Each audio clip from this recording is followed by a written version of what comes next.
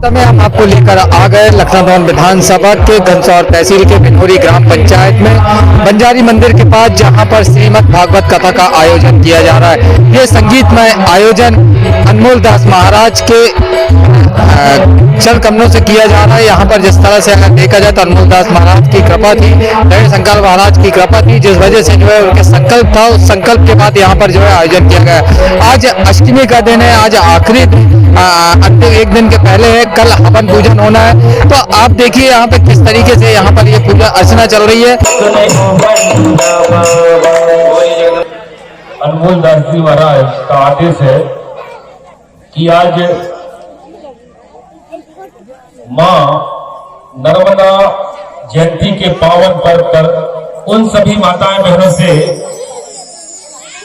विनम्र निवेदन है कि पंडाल के बाजू में स्टॉल लगा हुआ है, आप कम से कम 10-10 रुपए का माता रानी का श्रृंगार अवश्य चढ़ाएं यहाँ पर।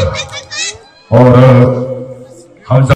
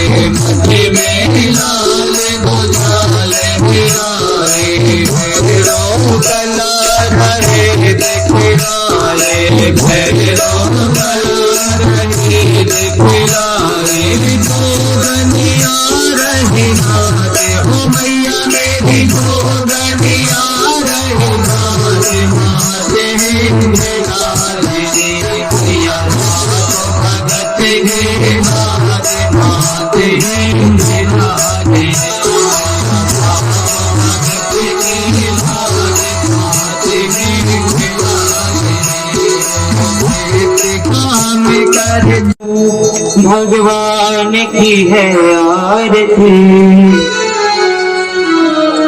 पापियों को पाप से है तारती। भागवत भगवान की है आरती, पापियों को पाप से है तारती। भागवत भगवान की है आरती,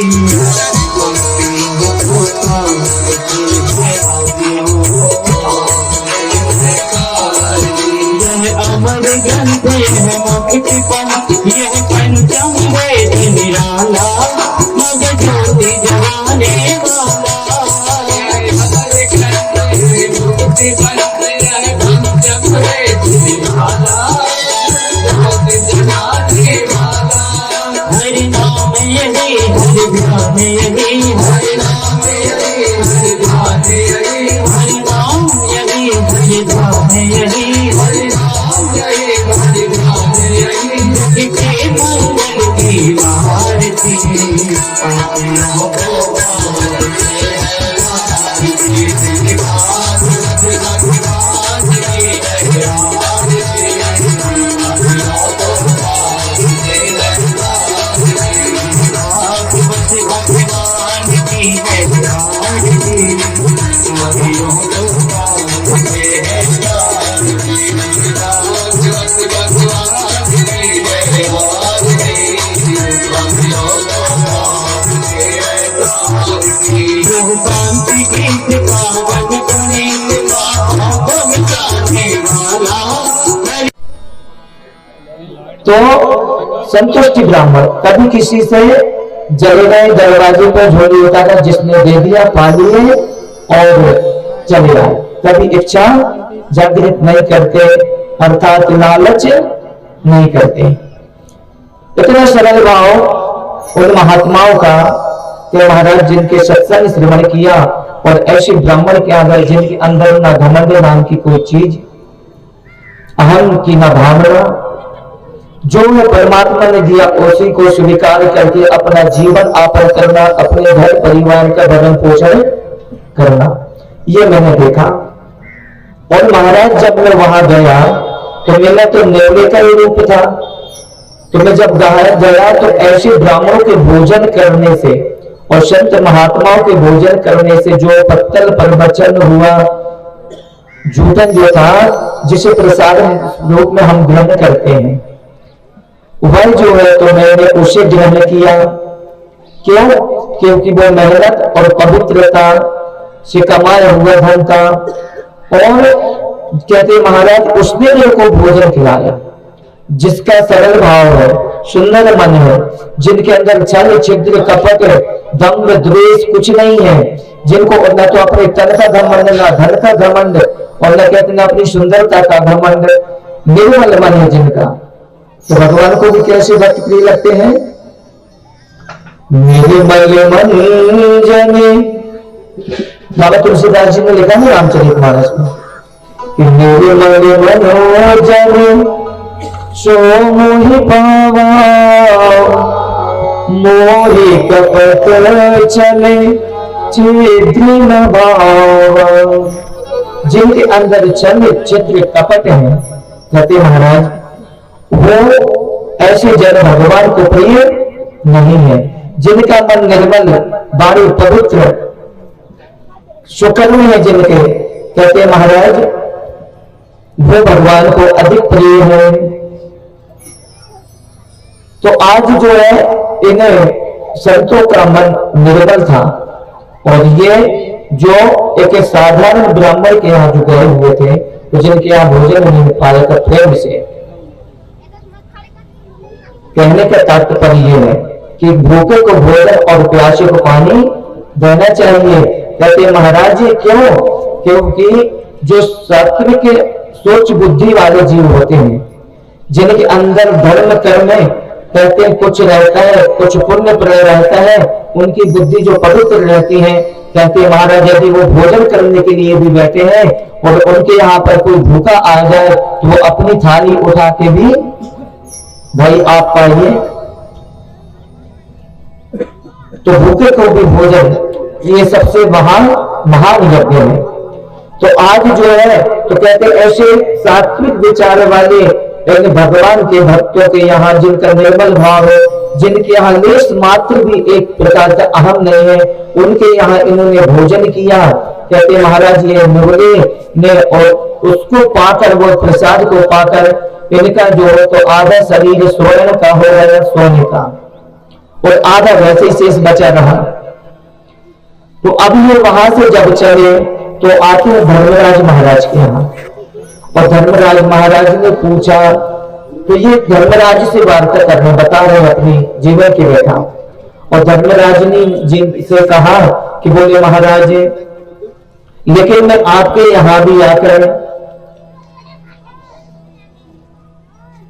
56 प्रकार भोजन पाया। भाई धर्मराज है, स्वयं धर्म की मूर्ति है, आपके यहाँ पर मैंने सभी प्रकार का स्वादिष्ट 56 प्रकार का भोजन पाया, लेकिन कहते मेरा जो तो शरीर आधा का नेवला करने लगी है। मैं तो सोचा था भाई धर्मराज यहाँ आपके यहाँ कोई कमी नहीं है, सभी प्रकार की संप्रदाय आपके यहाँ, रिद्धि सिद्धियां हस्तगत स्वयं धर्मराज है, लेकिन आपके यहाँ का अन्न पाचन भी मेरा वो नेवला का शरीर आधा का नहीं है, वो नहीं हुआ स्वयं है। क्यों नहीं हुआ?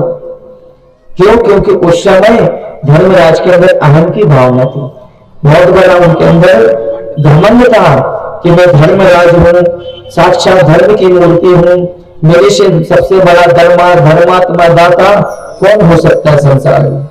श्रुति जी कहते कि हे ऋषियों, उस समय जो है धर्मराज ने अपने मन में विचार किया कि हमसे तो ये बड़ा पाप हो गया, अर्थात धर्मराज पाप के वशीभूत नहीं हो सकते, ना उनसे कोई पाप हो सकता, लेकिन कहते महाराज एक क्षण मात्र के लिए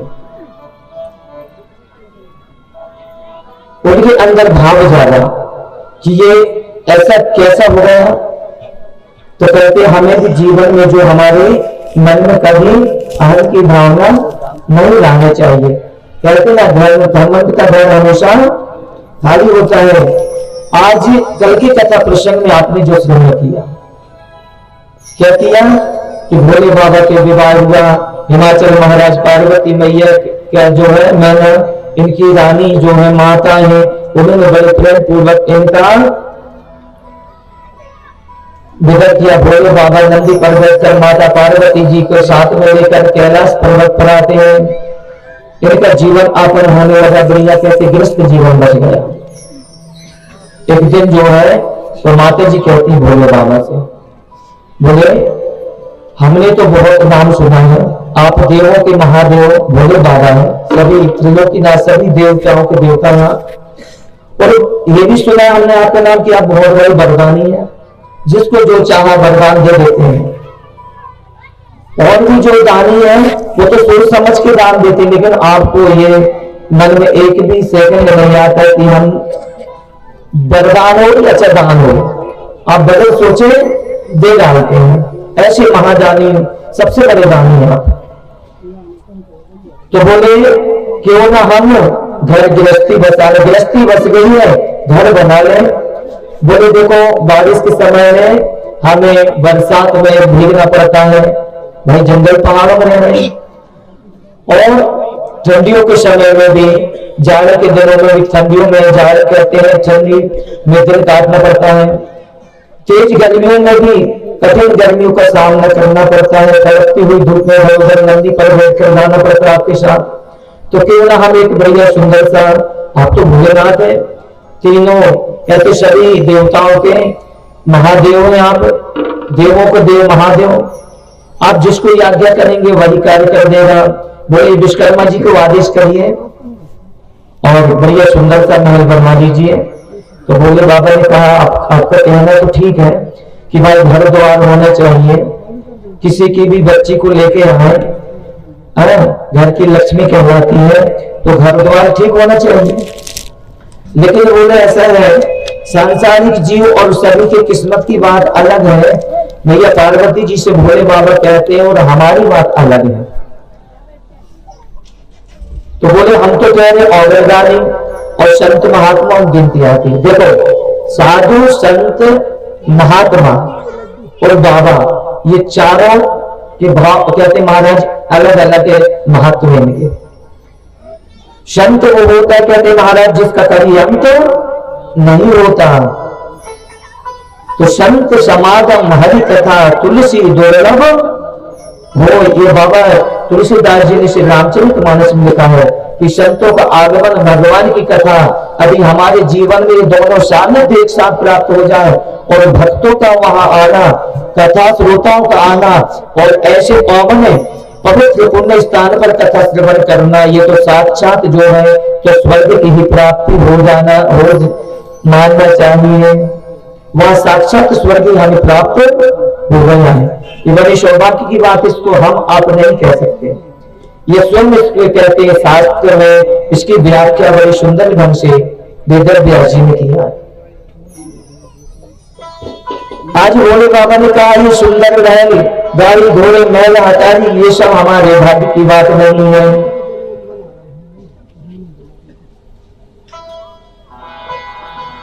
सारे संसार के जीवों को सभी सुख दे दिया भोले बाबा ने। धन्य धन्य भोले बाबा कोई नहीं खजाने में, और सभी को सब कुछ दान दे दिए, लेकिन कुछ के खजाने में कुछ नहीं रखा कोई, सब कुछ दे दिया। जो चाहे भक्त लोग देवताओं ने जो चाहा तीनों लोगों का राज्य का तुम्हारा सब दे दिया, लेकिन कुछ के पास कुछ नहीं है। तो समझाने लगे माता पार्वती जी को कि ये महल, अटारी, गाड़ी, घोड़े ये सब हमारे नसीब में नहीं है, अर्थात आप जो है तो भूल जाइए। लेकिन बाल हक, क्रिया हक, ये दो जो है विचित्र होती है। तो कहते महाराज उस समय जो है माता जी ने हट कर लिया, और जब हट किया, बाल हट, क्रिया हट और राज हट, राजा यदि आदेश देता कि इसको सूली में चढ़ाना है तो चढ़ाना ही पड़ेगा। बालक बच्चा यदि हट कर लिया, चॉकलेट, टॉफी या जो भी वस्तु के लिए, तो वो देना ही पड़ेगा। ऐसा ही स्त्री यदि कहते महाराज अपने पति से पत्नी हट कर ले किसी भी वस्तु के लिए, तो उसे वो व्यवस्था करनी ही पड़ती है। और नहीं फिर शाम को गैस जलेगी नहीं, भूखे रहो। इसलिए 3 हटे शास्त्रों में बताए गए हैं, बहुत प्रचंड प्रचंड माने हुए। तो पार्वती जी ने जब हाथ पकड़ लिया, भोले बाबा ने कहा ठीक है हम बनवा देते। विश्वकर्मा जी को बुलवाया और सुंदर महल बनवाया। विश्वकर्मा जी ने भी रात भर में पूरा महल तैयार खड़ा कर दिया, और वो भी स्वर्णमय, ऐसा नहीं महाराज, स्वर्णमय, पूरा सोने से जड़ा हुआ है। उसके उद्घाटन के लिए बोले भाई गृह प्रवेश करना है। जब घर द्वार बनते हैं तो गृह प्रवेश कराया जाता है। इसके पहले भी क्या विधि लगती है कि भाई दिशा निर्देश किया जाता है, किस दिशा में अग्नि का वास, किस दिशा में देवताओं का वास, जिसे वास्तु दोष कहते हैं। लेकिन साक्षात जहां भोलेनाथ स्वयं बैठे तो वहां क्या करना है, वास्तु दोष देखकर आदर दे दिए। विश्वकर्मा जी ने स्वर्ण कहते महाराज महल बना दिया। अब बोले गृह प्रवेश के लिए किस पंडित जी को बुलाया जाए, तो बोले जो 4 वेद 6 7 18 पुराणों को ज्ञाता है, कौन है, रावण। उस समय गृह प्रवेश में यही पंडित जी आए हुए थे। तो जो 4 वेद 6 7 18 पुराणों के जो ज्ञाता थे, ये कोई साधारण नहीं थे। ये भी तो 3 जन्म का भी तो इनको था ना, इसलिए तो ये थे इतने ज्ञानी। कहते महाराज वो कहते कैसा श्राप था कि एक समय ब्रह्मा जी के पुत्र सहस्त्रनंदन सनातन सनत कुमार हरिनारायण दर्शन करने के लिए वैकुंठ हो जाते हैं, और उनके द्वार पर भगवान के जय और विजय यही थे ना। तो इन्होंने इन्हें 3 घड़ी तक वहां रोक दिया। इनके दर्शन में, इनकी भक्ति में बाधा जो उत्पन्न किया डाला, तो इसीलिए इन्हें कहते हैं ब्रह्मपुत्रों ने श्राप दे दिया कि 3 घड़ी तक तुमने हमारा जो है तो भगवान के दर्शन करने में विलंब किया, इसलिए 3 जन्म तक तुम राक्षस कुल में जन्म लो, राक्षस हो जाओ। तो कहते महाराज आज जब इन महाराज रावण को जो है कहते महाराज बुलाया गया उस गृह प्रवेश में, तो जब बुलाया गया गृह प्रवेश में और रावण से कराया गया, तो अब जब ये जाने लगे ब्राह्मण गए, तो भोले बाबा ने कहा कि दक्षिणा दीजिए, जो आप चाहते हैं वो आप दक्षिणा दे दीजिए। भाई पूजा पाठ कराए हैं, थोड़ी देर पहले आपने श्रवण किया ना, दक्षिणा क्यों दी जाती है? दक्षिणा किसकी करनी है? बोलो, यज्ञ नारायण भगवान की पत्नी का ही नाम दक्षिणा है, और हर पत्नी अपने पति को प्रिय लगती है। भाई क्यों? क्योंकि वो घर की लक्ष्मी है, बगैर पत्नी के घर नहीं चल सकता। अच्छा बताओ, मोटरसाइकिल में भी पीछे का पहिया नहीं रहेगा तो आगे का चल जाएगा, गाड़ी चल जाएगी। ऐसे ही गृहस्थ जीवन के लिए पति पत्नी दोनों पहिए हैं गृहस्थ जीवन के। ये जो घर है गृहस्थ जीवन, उसके 2 पहिए चलाने वाले पहिए, तो वो घर की मर्यादा है, घर की लक्ष्मी है। और इसका क्या होना चाहिए? स्वागत होना चाहिए। कहते महाराज अमंगल नहीं होने चाहिए, उसका अनादर नहीं होने चाहिए। और जिस घर में स्त्रियों का अनादर होता है, सम्मान नहीं होता है, उस घर में कभी भी सुख शांति समृद्धि लक्ष्मी का वास नहीं होता है। क्यों? अच्छा, इस बीच में पति पत्नी को भी समझना चाहिए कि परामर्श सामंजस्य बनाकर रहना चाहिए। वही बात आती है, अभी पत्नी आग रूप धारण कर ले तो पति उसमें पानी बन जाए, जल बन जाए। और पत्नी कोई संत ब्राह्मण या कोई भी संत श्राप दो तभी आप श्रापित माने जाए। भाई आपने यदि माता पिता की आत्मा भी दुखाया, भले वो मुंह से ना बोले, आत्मा यदि उनकी दुख गई तो वो भी श्राप मिल गया। किसी का भी आपने कष्ट दिया, बस 4 में 6 7 18 पुराण में एक बात जान लेना, स्पष्ट कर दिया है कि इस जीवन को यदि सफल बनाना है, एक मूल मंत्र पकड़ लेना, इन दोनों चीजों को जीवन में कभी ध्यान रखना। कौन कौन सा? कि सबसे बड़ा यही है कि दुख देवे दुख होत है, सुख देवे सुख हो। अभी किसी को आप कष्ट दोगे, चाहे वो वाणी से हो या कर्म के द्वारा, अपने शारीरिक के द्वारा या जैसे भी, यदि कष्ट दोगे उसकी आत्मा दुखेगी तो आपको भी जीवन भर सुखी रहने का अवसर नहीं मिलेगा। और यदि आपके अनमोल वचन सुंदर वाणी से यदि उसके अंदर भी, तो महाराज आज जो है रावण ने विचार किया, ये माता पार्वती पर ही मोहित हो जाता है और कहने लगे मानता हूं तो नहीं बनता है, इसलिए बाद में समय आएगा देखा जाएगा। तो कहते महाराज उस समय जो है इसने यह भोले बाबा ने जो महल बनवाए थे उसी को ही दक्षिणा में मांग लेता है।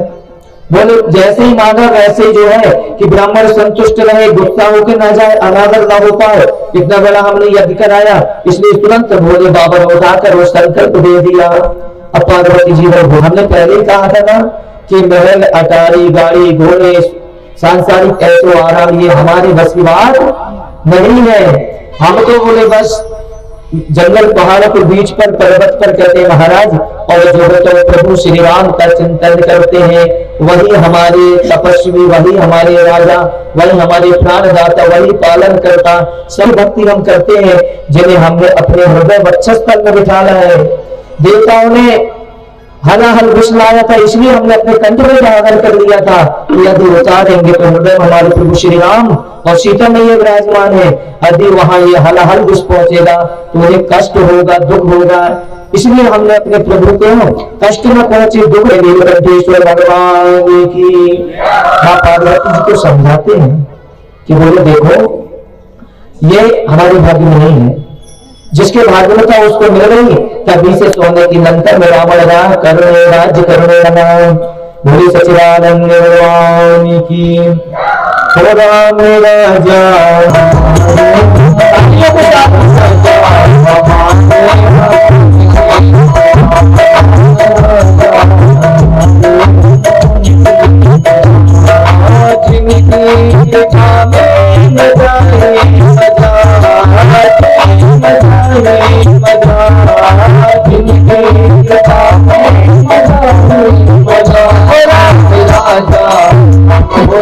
राजा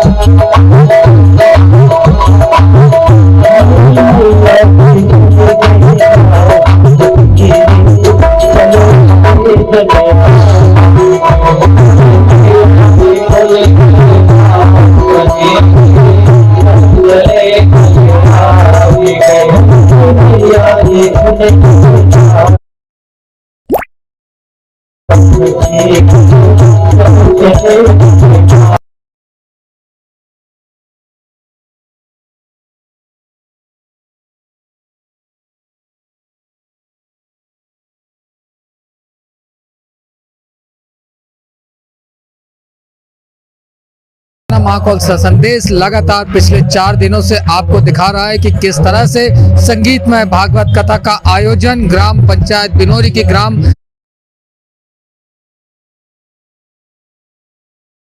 बंजारी, जो यहाँ पे जंगलों के बीच में बंजारी मंदिर है, यहाँ पर किस तरह पूजा अर्चना की जा रही, किस तरह यहाँ पे श्रद्धा के भाव के साथ श्रद्धालु यहाँ पहुँच रहा है और भक्ति का आनंद ले रहा है, साथ में पुण्य लाभ कमा रहा है। तो डिजियाना महाकौल संदेश भी जो है इस लाभ से पीछे नहीं रहा। लगातार हमने अपने दर्शकों को ये दिखाया कि किस तरह से यहाँ पे पूजन और अर्चना की जा रही है। बहरहाल ये सिलसिला यहीं समाप्त होता है। मुझे दीजिए इजाजत।